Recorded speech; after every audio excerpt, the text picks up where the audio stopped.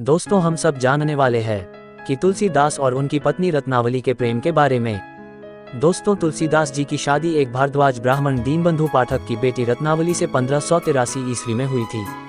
दोस्तों, बता दें कि तुलसीदास अपनी पत्नी रत्नावली से बहुत प्रेम करते थे। एक बार रत्नावली अपने मायके चली गईं। बिना अपने पति को बताए तुलसीदास तो कुछ महीने रहे, परंतु उन्हें अच्छा नहीं लगता, ज्यादा याद आने लगी तो तुलसीदास से को रहा नहीं गया। उस रात भारी बारिश थी। रत्नावली का घर नदी के उस पार के गांव में था। तुलसीदास पत्नी से मिलने के लिए बारिश में निकल पड़े। नदी के पास कोई नाव नहीं थी। तब उनको वहां किनारे पर एक बहती लाश दिखाई दी। तुलसीदास ने उस लाश पर बैठकर जैसे तैसे नदी पार की। पत्नी के घर पर पहुंचकर दरवाजा खटखटाया, लेकिन दरवाजा नहीं खुला। पत्नी दूसरी मंजिल पर सोती थी, इसलिए घर के पीछे जाकर ऊपर चढ़ने का रास्ता देखने लगे।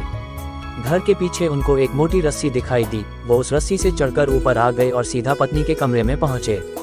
पत्नी हड़बड़ा गई और बोली, इतनी रात बारिश में और वो भी ऊपर, आप कैसे आए? तुलसीदास बोले, रस्सी पकड़कर। पत्नी ने देखा रस्सी नहीं, सांप था।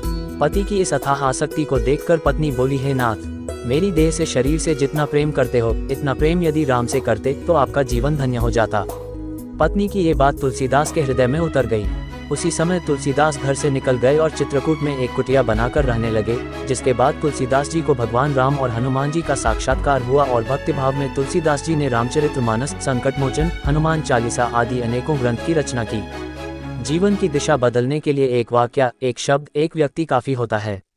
जीवन में आगे बढ़ने के लिए यदि कोई मौका आए तो उसको हासिल कर लेना चाहिए।